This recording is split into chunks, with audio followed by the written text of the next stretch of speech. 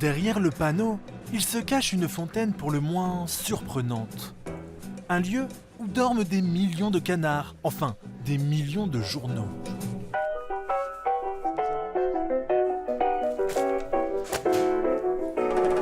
Le genre d'endroit où les visages ne prennent pas une ride. Changer de vie, les secrets de la réussite.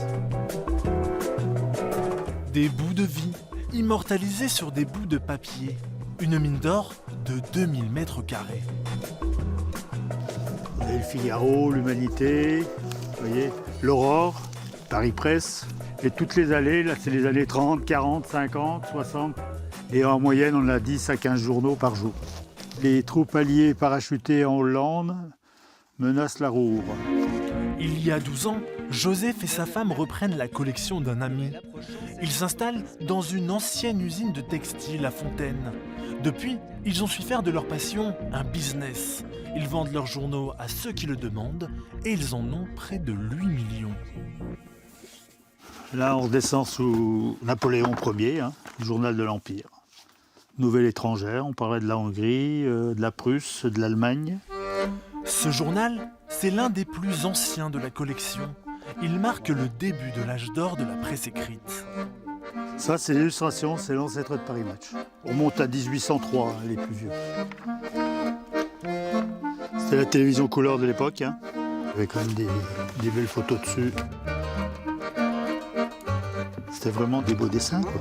À l'ère du numérique, tenir un journal papier deviendra-t-il alors un plaisir d'une autre époque ? Il y a l'odeur, surtout l'odeur du papier. Il y a quelque chose, et puis bon, c'est un écrit, ça reste. Quand vous l'avez, c'est comme une photo ou une photographie sur votre portable, et puis si vous l'avez sur un album, pour moi, c'est pas la même chose.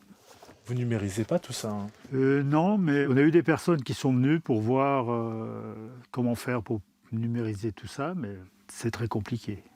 Je crois que ça peut présenter une trentaine de personnes pendant 3-4 ans et encore. Pour Joseph et sa femme Marie-Christine, le moment de passer le flambeau approche à grands pas. Bientôt, il faudra transmettre la collection et éviter que ne disparaisse en même temps une partie de notre histoire.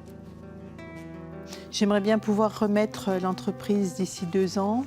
Là, on sent que les gens sont moins dans les journaux, mais bon, j'espère qu'il y aura toujours des journaux. J'espère, oui, bien sûr. Qu'il y aura toujours une trace. Une trace du passé, gravée sur le papier. Ce souvenir-là, certains comptent le garder précieusement. Alors, pourquoi pas offrir la mémoire en cadeau Bonjour. à ses proches ? Ça va et vous? Je trouve ça original. C'est leur date de naissance, c'est le jour même, savoir ce qui s'est passé ce jour-là. C'est beau. Ils vont être émus, je pense. Chaque journée, la fontaine au canard se remplit un peu plus. Ces pages restent encore à écrire.